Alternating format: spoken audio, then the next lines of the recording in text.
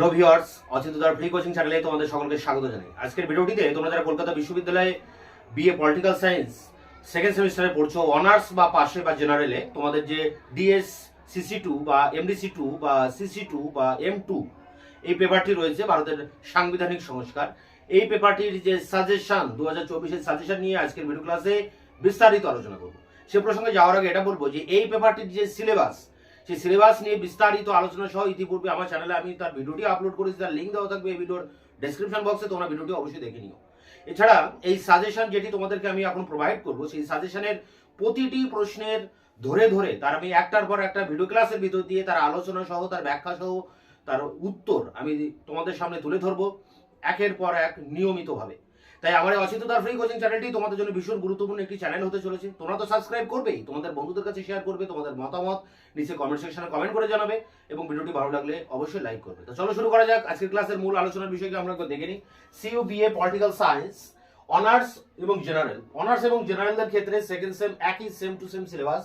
দেখো, second semester বলা হয়েছে ডিএসসিসি2 অনার্সের ক্ষেত্রে, পাশের ক্ষেত্রে এমডিসি2 বা সিসি2 এম2 মাইনর 2। এখন এই পেপারটি যে নতুন সিসিএফ সিলেবাস রয়েছে, সেই সিলেবাসের উপরেই কিন্তু এই সাজেশনটা দাঁড়িয়ে আছে, সাজেশন 2024। তোমরা জানো অনার্সের ক্ষেত্রে 10 নম্বর 20 নম্বরের প্রশ্ন রয়েছে এবং পাশের ক্ষেত্রে জেনারেল তোমরা যেন রয়েছে 5 নম্বরের টিকার পাশাপাশি রয়েছে 15 নম্বরের প্রশ্ন। তাই এখানে 10, 15, 20 একসাথে এখানে প্রশ্নগুলো আমি রেখেছি, কারণ নাম্বারের বা পরিমাণের ক্ষেত্রে খুব একটা হেরফের হয় না, কারণ 10, 15, 20 পাশাপাশি নাম্বার, তাই এখানে একসাথে আমি কিন্তু সাজেশনটাকে মেনশন করছি। দেখো, তোমাদের দুটো গ্রুপ রয়েছে, তোমরা জানো গ্রুপ এ এবং গ্রুপ বি। তা গ্রুপ এ থেকে তোমরা এই 10টি প্রশ্ন করবে, টপ 10 কোশ্চেন এই গ্রুপ এ থেকে। গ্রুপ বি থেকেও কিন্তু আবার 7-8টি প্রশ্ন রয়েছে, সেটি আমরা পরে দেখছি। সবার আগে দেখবো গ্রুপ এ থেকে কি প্রশ্ন ইম্পর্টেন্ট আছে। 1 নম্বর প্রশ্ন, ভারতীয় সংবিধানের প্রস্তাবনার প্রকৃতি ও তাৎপর্য।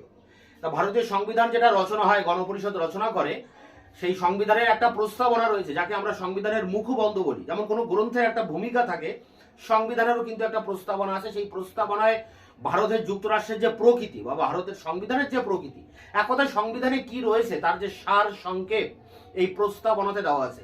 প্রস্তাবনায় বলা আছে যে ভারতের সংবিধান বা ভারতবর্ষ হবে একটি যুক্তরাষ্ট্র এবং ভারতীয় সংবিধান অনুযায়ী ভারতবর্ষ হবে সাধারণতন্ত্র, গণতন্ত্র, প্রজাতন্ত্র, ধর্মনিরপেক্ষ, সার্বভৌম দেশ। এই বক্তব্যটার ভিতর দিয়েই কিন্তু ভারতের যুক্তরাষ্ট্রের যে চরিত্র, তার যে প্রকৃতি বা যে স্বরূপ, সেটা কিন্তু বোঝা যায়। তা ভারতের সংবিধানের এই প্রস্তাবনার গুরুত্ব রয়েছে, এটা একটা ভূমিকা, সংবিধানের ইন্ট্রোডাকশন বলা যায়। তা এটার উপরেই কিন্তু তার প্রকৃতিটা কি, তার তাৎপর্য কি, কেন এই প্রস্তাবনা করতে হলো, সেটা নিয়েই প্রশ্ন। 2 নম্বর দেখো, ভারতের কেন্দ্র এবং রাজ্যের মধ্যে প্রশাসনিক সম্পর্ক। আমাদের দেশে যুক্তরাষ্ট্রীয় ব্যবস্থা, কেন্দ্র সরকার রয়েছে, পাশাপাশি রাজ্য সরকার রয়েছে। এই দুটি দেশের মধ্যে মানে রাজ্যের বা দুটি প্রশাসনিক কেন্দ্রের মধ্যে কি কি সম্পর্ক আছে, প্রশাসনিক ক্ষেত্রে কি কি সম্পর্ক আছে, সেটা নিয়ে কিন্তু রয়েছে। পরেরটি দেখো, ভারতের সংবিধানের উল্লিখিত সাম্যের অধিকার, ইনইকুয়ালিটি যেটা বলা হয়, যে সাম্য, ভারতবর্ষের প্রতিটি মানুষ সমান। ভারতের সংবিধানে লেখা আছে ভারতবর্ষ হচ্ছে সমাজতান্ত্রিক দেশ, সেই হিসাবে এই যে সাম্যের কথাটা এখানে বলা হয়েছে সংবিধান অনুযায়ী, সেই সাম্যের অধিকারটা নিয়ে আলোচনা করতে হবে। এরপরে দেখো রয়েছে ভারতের সংবিধানে উল্লিখিত স্বাধীনতার অধিকার। সাম্যের অধিকার এবং স্বাধীনতার অধিকার দুটোর একটা কিন্তু আসবেই পরীক্ষায়, ভেরি ভেরি ইম্পর্টেন্ট প্রশ্ন। 5 দাগে দেখো রয়েছে ভারতের গণপরিষদের গঠন কার্যাবলী।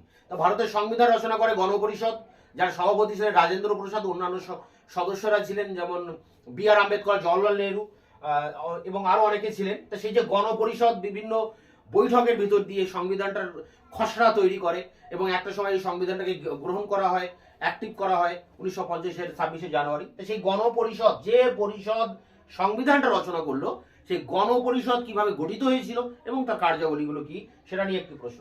পরেরটি দেখো, ভারতের কেন্দ্র রাজ্যের মধ্যে আইনগত সম্পর্ক। যেমন আমরা 2 দাগে দেখেছি ভারতের কেন্দ্র রাজ্যের মধ্যে প্রশাসনিক সম্পর্ক, এখন এলো আইনগত সম্পর্ক। এই দুটোর মধ্যে কিন্তু একটি আসবে পরীক্ষায়, এই 6 দাগ এবং 2 দাগ, 2 এর 6।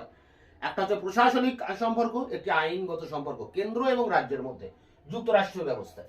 পরেরটি দেখো, ভারতের রাষ্ট্রপতি ও প্রধানমন্ত্রীর মধ্যে সম্পর্ক। তা ভারতের একজন সাংবিধানিক প্রধান, আরেকজন হচ্ছে ভারতের কার্যভার যিনি পরিচালনা করেন, সেই প্রধানমন্ত্রী।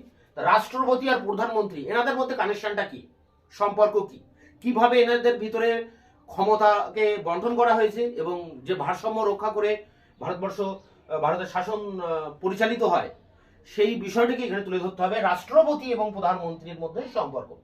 পরেরটি দেখো ভারতের রাষ্ট্রপতির ক্ষমতা কার্যাবলী। তারপরটা রয়েছে ভারতের প্রধানমন্ত্রীর ক্ষমতা কার্যাবলী। অর্থাৎ 7, 8, 9 এই তিনটের মধ্যে কিন্তু একটি তোমরা অবশ্যই কমন পাচ্ছ। 7-এ রয়েছে রাষ্ট্রপতি প্রধানমন্ত্রীর সম্পর্ক, 8-এ রয়েছে রাষ্ট্রপতির ক্ষমতা পদমর্যাদা এবং 9-এ রয়েছে প্রধানমন্ত্রীর ক্ষমতা পদমর্যাদা। তাহলে রাষ্ট্রপতি প্রধানমন্ত্রী এগুলো আলাদা করে যেমন পড়তে হবে, আবার এই দুটির মধ্যে সম্পর্ক কি দুজনের মধ্যে সেটাও কিন্তু ইম্পর্টেন্ট একটি প্রশ্ন। শেষ প্রশ্ন দেখো, ভারতীয় যুক্তরাষ্ট্রের প্রকৃতি আলোচনা করো। তা প্রথমে বললাম ভারত একটি যুক্তরাষ্ট্রীয় ব্যবস্থা রয়েছে, এখানে কেন্দ্র সরকারের পাশাপাশি অনেকগুলো যুক্তরাষ্ট্র রয়েছে, মানে যুক্তরাজ্য রয়েছে অনেকগুলো। এই জন্য বলা হয়েছে যে কেন্দ্র রাজ্যের মধ্যে প্রশাসনিক সম্পর্ক কি। তাহলে কেন্দ্র সরকার এবং রাজ্য সরকারের যে অবস্থা, একে আমরা বলি যুক্তরাষ্ট্রীয় ব্যবস্থা। এটি মার্কিন যুক্তরাষ্ট্র থেকে কিন্তু এই আদর্শটি নেওয়া হয়েছে আমাদের ভারতবর্ষের সংবিধানে। তো এই যুক্তরাষ্ট্রীয় ব্যবস্থার প্রকৃতিটা কি, ভারত কি আদৌ যুক্তরাষ্ট্র, বা যুক্তরাষ্ট্রের ক্ষেত্রে যেসব নিয়মগুলো রয়েছে সেগুলো কি ঠিকঠাক মেনটেন করা হয়, না এখানে কেন্দ্র সরকারের একক প্রাধান্যই প্রতিষ্ঠিত হয়েছে। এই বিষয়গুলো নিয়ে এখানে তার যে প্রকৃতি, সেই প্রকৃতিটি নিয়ে আলোচনা করতে হবে। তো এই ছিল টপ 10 কোশ্চেন তোমাদের প্রথম মডিউল থেকে, যার ভিতরে কয়েকটি জায়গায় কিন্তু খুব ইম্পর্টেন্ট প্রশ্ন রয়েছে। যেমন আরেকবার বলছি, 1-এ যেটা রয়েছে সংবিধানের প্রস্তাবনা, এবং শেষে যেটা রয়েছে 10 দাগে ভারতীয় যুক্তরাষ্ট্রের প্রকৃতি। এই 1 আর 10 এই দুটোর মধ্যে কিন্তু একটা আসতে পারে। 2, 3 দেখো, 2-এ রয়েছে ভারতের কেন্দ্র রাজ্যের মধ্যে প্রশাসনিক সম্পর্ক, আর 6 দাগে রয়েছে ভারতের কেন্দ্র রাজ্যের মধ্যে আইনগত সম্পর্ক। তাহলে 2 আর 6-এর মধ্যেও কিন্তু একটি আসতে পারে। আবার দেখো, ভারতের সংবিধানে উল্লিখিত সাম্যের অধিকার, ভারতের সংবিধানে উল্লিখিত স্বাধীনতার অধিকার, অর্থাৎ 3 আর 4-এর মধ্যে কিন্তু একটি আসতে পারে। তারপরে দেখো গণপরিষদের গঠন, এটা একটাই আসতে পারে। আর এখানে রয়েছে 7, 8, 9 তিনটি প্রশ্ন। রাষ্ট্রপতির ক্ষমতা পদমর্যাদা, প্রধানমন্ত্রীর ক্ষমতা পদমর্যাদা এবং রাষ্ট্রপতি ও প্রধানমন্ত্রীর মধ্যে কি সম্পর্ক রয়েছে। তো এই প্রশ্নগুলো খুবই ইম্পর্টেন্ট প্রশ্ন। এই 10টা প্রশ্নকেই তোমরা সামনে রাখবে, যেহেতু এখন অনেকটা সময় আছে তোমাদের। প্রতিটা প্রশ্ন ধরে ধরে তোমরা পড়তে থাকো। এই প্রশ্নগুলো কিন্তু ভেরি ভেরি ইম্পর্টেন্ট। এখান থেকে যে কোনো প্রশ্ন 10-এ আসতে পারে, 15-এ আসতে পারে, বা 20-তে আসতে পারে। আমি যখন এখানে প্রতিটি প্রশ্ন ধরে ধরে তার যে উত্তরগুলো নিয়ে আমি ডিসকাস করবো, আলোচনা করবো, তার উত্তরটি তোমাদেরকে আমি দেবো। সেখানে কিন্তু এই নাম্বার মেনশন করেই আমি দেবো, 10, 15, 20। অর্থাৎ এগুলো নিয়ে কোনো আলাদা করে চিন্তার বিষয় নেই নাম্বার নিয়ে। এখানে প্রত্যেকটা প্রশ্নের উত্তর আমার এই চ্যানেল থেকে তোমরা পেয়ে যাবে একের পর এক। তোমরা সাবস্ক্রাইব করে চ্যানেলের পাশে থাকবে, তাহলে এই ধরনের ভিডিও দিলেই যাতে তোমরা তোমরা সঙ্গে সঙ্গে তার নোটিফিকেশনটা পেয়ে যেতে পারো। তা যাই হোক, এটা ছিল ইউনিট 1 এর সাজেশন 10, 15 বা 20 নম্বরের। এবার আমরা ইউনিট 2 বা মডিউল 2 যেটা রয়েছে, সেই মডিউল 2 এর যে সাজেশন রয়েছে সেই সাজেশনটাকে দেখবো। মডিউল 2 থেকেও কিন্তু তোমাদের টপ 10 কোশ্চেন রাখা হয়েছে। দেখো 1 থেকে 10। মডিউল 1-এ 10টি প্রশ্ন, মডিউল 2-তেও 10টি প্রশ্ন। একটু বেশি করে দেওয়া আছে। এই প্রশ্নগুলোকে তোমরা সামনে রেখে এখন থেকে প্রস্তুতি শুরু করো, তাহলে তোমাদের পরীক্ষাটি ভালো হবে। আর পরীক্ষার আগে 1-2 মাস আগে কিন্তু যে লাস্ট মিনিট সাজেশন, সেই সাজেশনও আমি আমার চ্যানেলে দিয়ে দেবো। অতএব এখন সেটা না ভেবে তোমরা এই প্রশ্নগুলোকে সামনে রেখে পড়াশোনা শুরু করে দাও। সবে তোমরা এই সেকেন্ড সেমিস্টারে উঠেছো, তোমাদের পরীক্ষাও সম্প্রতি শেষ হলো। আমি প্রতিটা প্রশ্ন ধরে ধরে তার উত্তর এবং তার ডিসকাস করব তোমাদের সামনে। আর এখন যে সাজেশনের এই যে লিস্ট আমি এখানে রেখেছি, এগুলো বোর্ড থেকে দেখে লেখার প্রয়োজন নেই, এগুলো একটু দেখে নাও বা বুঝে নাও। কারণ আমি এই প্রতিটা প্রশ্ন আমি আবার অন স্ক্রিনে, খাতা কলমে অন স্ক্রিনে কিন্তু আমি আরেকবার বলে দেবো, সেই জায়গা থেকে তোমরা কিন্তু লিখে নিতে পারবে। তো দেখো, মডিউল 2-তে এখানে 10 বা 15 বা 20 নম্বরের প্রশ্ন তালিকা এটি। প্রথম প্রশ্ন, ভারতের সংবিধান সংশোধন পদ্ধতি আলোচনা করো। তো ভারতের সংবিধান রচনা হওয়ার পর একাধিকবার সংশোধন হয়েছে। তো সেই সংশোধন করতে গেলে তার পদ্ধতিটা কি, লোকসভা রাজ্যসভার কত শতাংশ মানে মন্ত্রীদের বা সদস্যদের উপস্থিতি থাকা দরকার, ভোটের প্রয়োজন হয়। সংবিধান সংশোধন কিন্তু একটি জটিল পদ্ধতি। তাই ভারতের সংবিধানের বৈশিষ্ট্য বলা হয়েছে, ভারতের সংবিধান হলো একটি সুপরিবর্তনীয় আবার দুষ্পরিবর্তনীয়। সহজে কিন্তু এটা পরিবর্তন করা যায় না। তাই সেই পদ্ধতি নিশ্চয়ই আছে, সেই পদ্ধতিটা কি তার উপরে প্রশ্ন। 2 নম্বর, ভারতের কমিটি ব্যবস্থার উপরে আলোচনা করো। সংসদীয় কমিটি থাকে, পার্লামেন্টে বিভিন্ন কমিটি তৈরি করা হয়, সেই কমিটি ব্যবস্থাটা নিয়ে একটি প্রশ্ন। পরেরটি দেখো, সংবিধানের কার্যাবলী সংক্রান্ত জাতীয় কমিশনের প্রধান প্রস্তাব। তা সংবিধান কি কি কাজ করতে পারে, কি কি কাজ করতে পারবে না, বা সংবিধানের উপর অল ওভার একটা মূল্যায়ন করার জন্য জাতীয় স্তরে একটি কমিশন তৈরি করা হয়। সে কমিশন কি কি প্রস্তাব রেখেছিল তার উপরে এই প্রশ্ন। পরেরটি দেখো, ভারতের লোকসভা রাজ্যসভার মধ্যে সম্পর্ক। যেমন রাষ্ট্রপতি প্রধানমন্ত্রীর মধ্যে সম্পর্ক বলা হয়েছিল আগের ইউনিটে, ঠিক সেই রকম লোকসভা এবং রাজ্যসভা, ভারতের যে সংসদ বা পার্লামেন্ট রয়েছে তার দুটি কক্ষ, উচ্চ কক্ষ নিম্ন কক্ষ, লোকসভা এবং রাজ্যসভা, এই দুটি সভার মধ্যে কি সম্পর্ক রয়েছে? কোনো আইন পাস করতে গেলে কিন্তু দুটি সবারই অনুমোদন প্রয়োজন হয়। তাই সেই লোকসভা রাজ্যসভার যে সম্পর্ক সেটি নিয়ে প্রশ্ন। পরেরটি 5 দাগে দেখো, লোকসভায় আইন পাশের পদ্ধতি। আইন পাস হয় কোথায়? লোকসভায়। রাজ্যসভার অনুমোদন প্রয়োজন হয়। তা প্রথমে বিল উত্থাপিত হয় কিন্তু লোকসভায়। তাই লোকসভায় কোনো আইন পাস করতে গেলে বা কোনো বিলকে পাস করতে গেলে কোন পদ্ধতিতে সেটা করতে হয়, সদস্যদের কত শতাংশ উপস্থিতি প্রয়োজন, রাষ্ট্রপতির সম্মতি প্রয়োজন, এই সমস্ত কিছু নিয়ে যে প্রসিডিওরটা রয়েছে সেটি নিয়ে কিন্তু রয়েছে এই প্রশ্ন, লোকসভায় আইন পাশের পদ্ধতি। পরেরটি দেখো, রাজ্য সরকারের উপরে মুখ্যমন্ত্রীর ক্ষমতা কার্যবলী, পরেরটি রাজ্যপালের ক্ষমতা কার্যবলী। তাই অঙ্গ রাজ্যগুলিতে দুজন রয়েছেন প্রধান, একজন প্রশাসনিক প্রধান থাকেন মুখ্যমন্ত্রী, আরেকজন সাংবিধানিক প্রধান থাকেন রাজ্যপাল, মানে অনেকটা সেই প্রধানমন্ত্রী রাষ্ট্রপতির মতো। রাজ্যের ক্ষেত্রে মুখ্যমন্ত্রী এবং রাজ্যপাল, এই দুজনের আলাদা করে পড়তে হবে ক্ষমতা এবং কার্যাবলী। এই দুটো থেকেও কিন্তু একটি প্রশ্ন পরীক্ষায় আসতে পারে। এবং শেষ যে টপিক বিচার ব্যবস্থা জুডিশিয়ারির উপরে রয়েছে, সুপ্রিম কোর্টের গঠন কার্যাবলী 9 দাগে এবং 10 দাগে হাইকোর্টের গঠন কার্যাবলী। তাহলে দেখো, এই 9 দাগ এবং 10 দাগ থেকে একটি প্রশ্ন আসতে পারে সুপ্রিম কোর্ট হাইকোর্ট থেকে। তার আগে 7 আর 8 রাজ্যপাল এবং মুখ্যমন্ত্রী, এখান থেকেও একটি প্রশ্ন আসতে পারে। তার উপরে দেখো রয়েছে লোকসভা এবং আইনসভার সম্পর্ক বা লোকসভায় আইন পাশের পদ্ধতি, এখান থেকেও একটি প্রশ্ন আসতে পারে। আর একেবারে উপরে রয়েছে সংবিধান সংশোধন পদ্ধতি, কমিটি ব্যবস্থা, সংবিধান সংক্রান্ত যে জাতীয় কমিশনের প্রস্তাব, মানে অর্থাৎ 1, 2, 3 এখান থেকেও একটি প্রশ্ন আসতে পারে।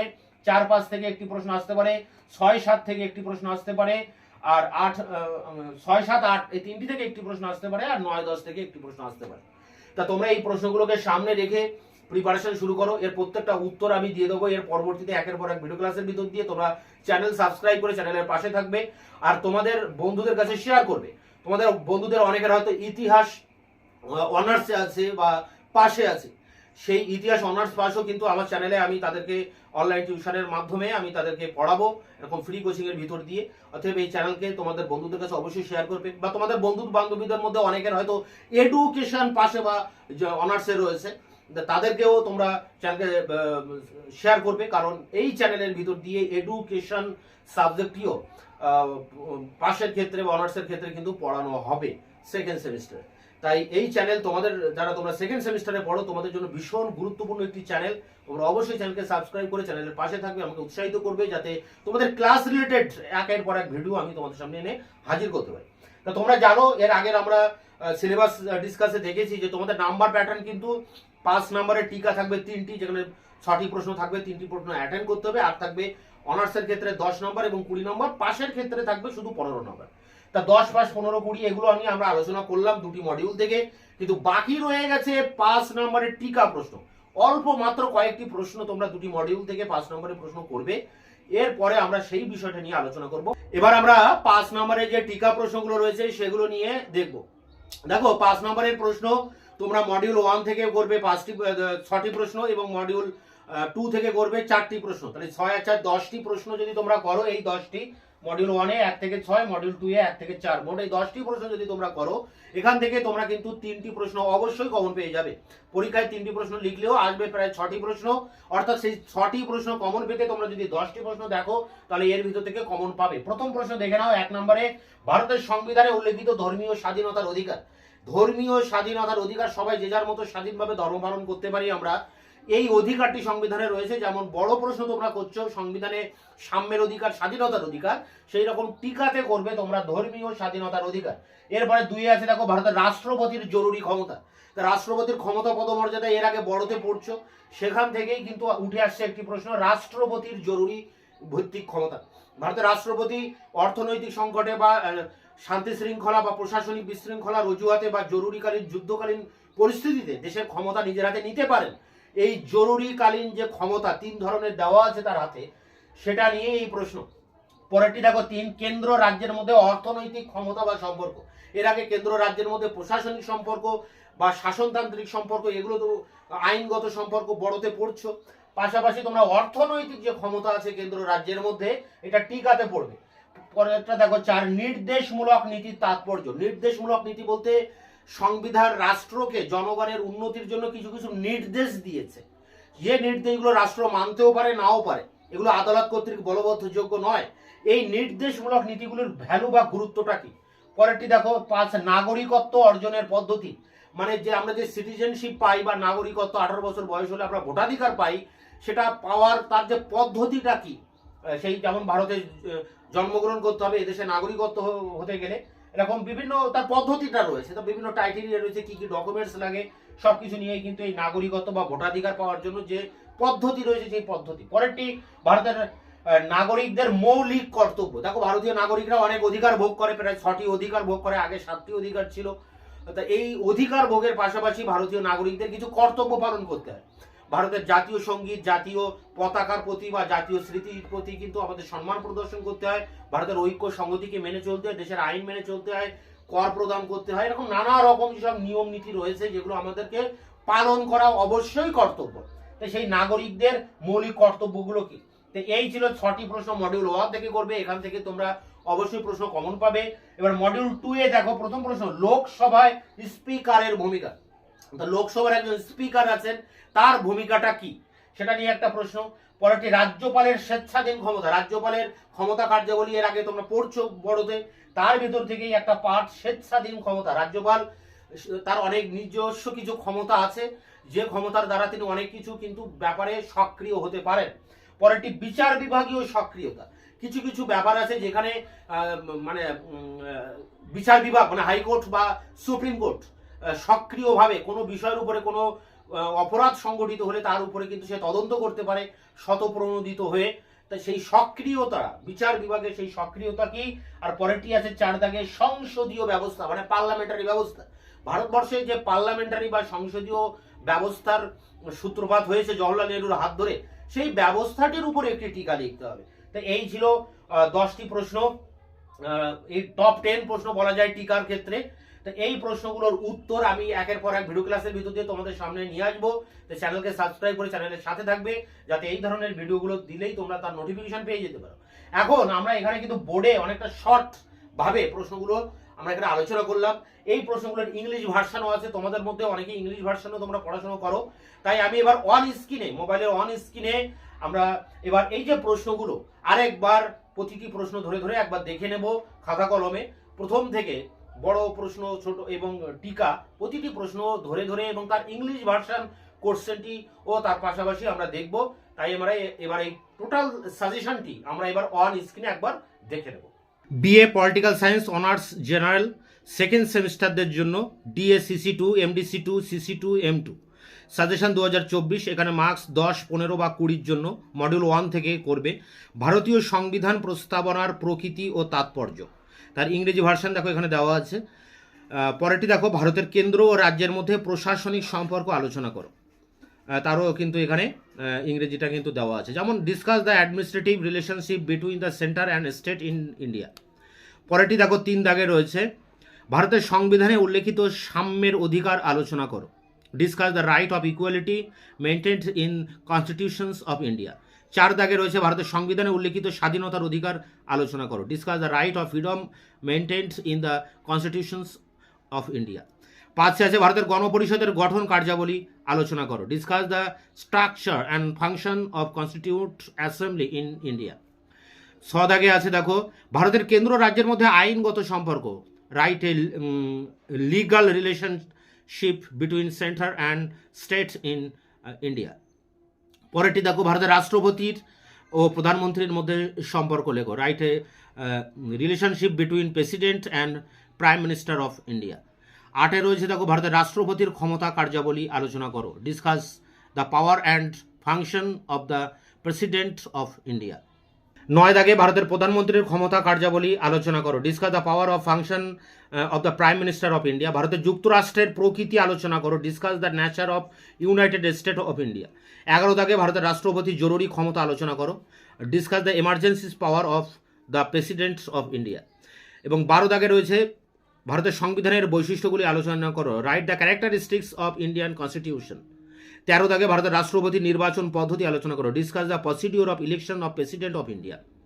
14 দাগে রয়েছে, ভারতের কেন্দ্রীয় আইনসভার গঠন কার্যাবলী।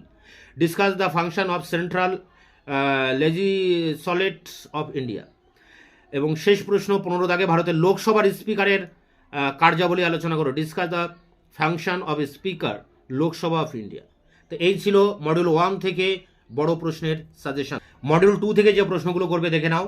ভারতের সংবিধান সংশোধন পদ্ধতি আলোচনা করো। 2 আছে ভারতের কমিটি ব্যবস্থার উপর সংক্ষিপ্ত আলোচনা করো। 3 ভারতের সংবিধানের কার্যাবলী পুনর্বিবেচনার জন্য গঠিত জাতীয় কমিশনের প্রধান প্রস্তাবগুলি আলোচনা করো। 4 দাগে ভারতের লোকসভা ও রাজ্যসভার মধ্যে সম্পর্ক লেখো। 5 দাগে লোকসভায় আইন পাশের পদ্ধতিগুলি লেখো। 6 দাগে রয়েছে মুখ্যমন্ত্রীর ক্ষমতা ও কার্যাবলী আলোচনা করো। 7 আছে রাজ্যপালের ক্ষমতা ও কার্যাবলী আলোচনা করো। 8 দাগে রাজ্যের আইনসভার গঠন কার্যাবলী আলোচনা করো। 9 দাগে সুপ্রিম কোর্টের গঠন কার্যাবলী আলোচনা করো। 10 দাগে হাইকোর্টের গঠন ও কার্যাবলী আলোচনা করো। এখানে 10টি প্রশ্ন মডিউল 2 থেকে আছে। এরপরে আমরা দেখব 5 নম্বরের যে টিকা প্রশ্ন 3টি করতে হবে। তার জন্য তোমরা মডিউল 1 থেকে যে প্রশ্নগুলো করবে, ভারতের সংবিধানে উল্লিখিত ধর্মীয় স্বাধীনতার অধিকারটি লেখো। এটা 1 দাগে। 2 দাগে দেখো ভারতের রাষ্ট্রপতির জরুরি ক্ষমতা আলোচনা করো। 3 সংবিধানের প্রস্তাবনা তাৎপর্য ব্যাখ্যা করো। এটি কিন্তু বড়তেও রয়েছে, তাই আলাদা করে এটা করার প্রয়োজন নেই। পরেরটি কেন্দ্র ও রাজ্যের মধ্যে অর্থ সংক্রান্ত ক্ষমতা লেখো। 5 কেন্দ্র ও রাজ্যের মধ্যে প্রশাসনিক সম্পর্ক আলোচনা করো। এটিও কিন্তু বড়তে রয়েছে, আলাদা করে করার প্রয়োজন নেই। পরেরটা দেখো নির্দেশমূলক নীতির তাৎপর্য আলোচনা করো। 7 দাগে নাগরিকত্ব অর্জনের পদ্ধতি আলোচনা করো। 8 সাংবিধানিক প্রতিবিধানের অধিকার। 9 আছে ভারতীয় নাগরিকদের মৌলিক কর্তব্য সম্পর্কে লেখো। মডিউল 2 এর থেকে তোমরা যে প্রশ্নগুলো করবে, প্রথম প্রশ্ন লোকসভার স্পিকারের ভূমিকা লেখো এবং 2 দাগে হাইকোর্টের কার্যাবলী আলোচনা করো। হাইকোর্টের কার্যাবলী তোমরা বড়তে পড়ছো, এই জন্য আলাদা করে করতে হবে না। 3 দাগে রাজ্যপালের স্বেচ্ছাধীন ক্ষমতা সম্পর্কে লেখো। 4 দাগে রয়েছে দেখো কমিটি ব্যবস্থা সম্পর্কে লেখো। 5 দাগে বিচার বিভাগীয় সক্রিয়তা সম্পর্কে লেখো। পরেরটি সংবিধান সংশোধন পদ্ধতি, এটিও বড়তে রয়েছে, এই জন্য আলাদা করে করতে হবে না। 7 রয়েছে সংসদীয় ব্যবস্থা, discuss about the parliamentary system. তো এই ছিল তোমাদের political science second semester honours এবং পাশের ক্ষেত্রে যে সাজেশন, এই সাজেশনটিকে সামনে রেখে তোমরা পড়াশোনা শুরু করে দাও। এর প্রতিটি প্রশ্নের উত্তর আমি পরবর্তীতে একের পর এক ভিডিও ক্লাসের মাধ্যমে তার আলোচনার ভিতর দিয়ে তোমার এই উত্তরগুলি তোমাদের সামনে নিয়ে আসবো। তাই চ্যানেলকে সাবস্ক্রাইব করে চ্যানেলের পাশে থাকবে, তোমরা বন্ধুদের কাছে শেয়ার করবে, কারণ এই চ্যানেলে এডুকেশন বা ইতিহাস ইত্যাদি সাবজেক্টগুলোর কিন্তু সাজেশন, সিলেবাস এবং সিলেবাস ধরে ধরে প্রতিটি প্রশ্নের উত্তর এখানে দেওয়া হবে। তাই তোমরা বন্ধুদের কাছে অবশ্যই চ্যানেলকে সাবস্ক্রাইব করবে, তোমরা চ্যানেলের পাশে থাকবে, আমাকে উৎসাহিত করবে যাতে তোমাদের জন্য নিত্য নতুন ভিডিও ক্লাস আমি নিয়ে আসতে পারি। আর ভিডিওগুলি ভালো লাগলে অবশ্যই লাইক করবে।